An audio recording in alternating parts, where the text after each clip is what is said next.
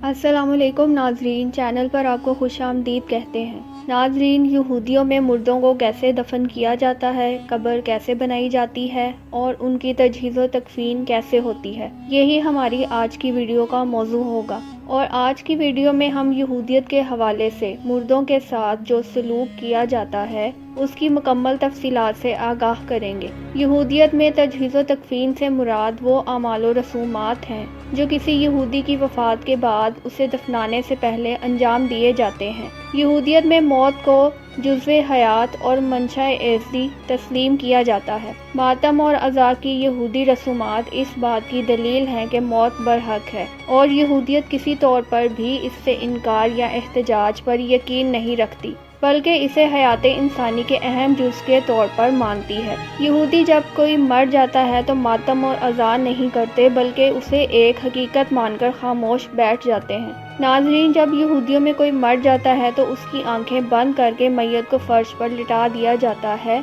और उसे एक सफ़ेद कपड़े से ढांप दिया जाता है और करीब ही शमें रोशन कर दी जाती हैं। एहतरामन मैयत को किसी भी वक्त अकेला नहीं छोड़ा जाता। मैयत के करीब कुछ भी खाना पीना यहूदियत के नज़दीक ममनू है, यहाँ तक कि पानी भी नहीं पी सकते। इस अकीदे के मुताबिक यहूदी कहते हैं कि चूँकि मरने वाला अब उन अफ़ाल को अंजाम नहीं दे सकता, लिहाजा उसकी रूह को तकलीफ होगी। मैयत के करीब मौजूद रहने वालों को शोमिरम कहा जाता है। ये एक इब्रानी लफ्ज़ है। ज़्यादातर यहूदी बरादरियों में रज़ाकारों की एक मखसूस जमात होती है जिसे शिरवा कार्दिशा यानी मुकद्दस लोग कहा जाता है, जिनके ज़िम्मे तजहीज़ व तकफीन की रसूमात अदा करना होता है। यानी आम यहूदी और अजीज़ व अकारब तजहीज़ व तकफीन की रसूमात अदा नहीं करते, बल्कि एक मखसूस जमात जिसे शीरा कार्दिशा कहा जाता है वो तजहीज़ व तकफीन की रसूमात अदा करते हैं। मैयत को गुस्ल देना और कफन देना और उसे यहूदी रवायात के मुताबिक तदफीन के लिए तैयार करना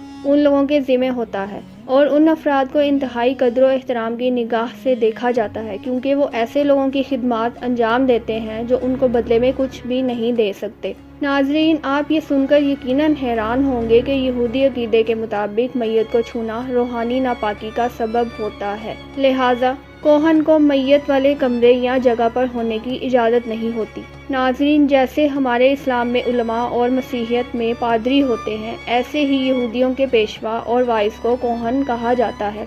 ये भी इब्रानी ज़बान का लफ्ज़ है। वो लोग जिन्होंने मैयत को मस किया हो उन पर गुस्ल या कम अज़ कम हाथ पाँव धोना यहूदियत में लाजिम होता है। यहूदियत में तदफीन का अमल हर मुमकिन सूरत जल्द अज जल्द अंजाम दिया जाता है। मैयत को हुनूत करना या जलाना यहूदियत में ममनू है। अलबत्ता अगर मरहूम ने अपने अज़ा अतिया किए हों तो उसकी मशरूत शरई इजाज़त ली जा सकती है, अगर ये साबित हो कि ऐसा करने से कोई ज़िंदगी बचाई जा सकती है, क्योंकि जिस्म का उसके मुकम्मल अज़ा समेत दफन करना भी यहूदियत में लाजमी है। नाजरीन, कफन पहनाया जाता है और फिर उसके बाद कफन या ताबूत को खोलने की इजाज़त यहूदियत में नहीं, ताकि मरहूम के दुश्मन उसे उस बेबसी और बेचारगी की हालत में ना देख पाएं। मैयत के ऊपर एक शाल डाल दी जाती है जिसे तालीद कहा जाता है। यहूदी अक्सरियत वाले मुल्क इसराइल में ताबूत इस्तेमाल करने का रवाज अब नहीं है और अगर किसी वजह से ताबूत इस्तेमाल किया जाए तो उसमें सुराख रखे जाते हैं ताकि खाके अर्ज से मैयत का ताल्लुक बरकरार रहे।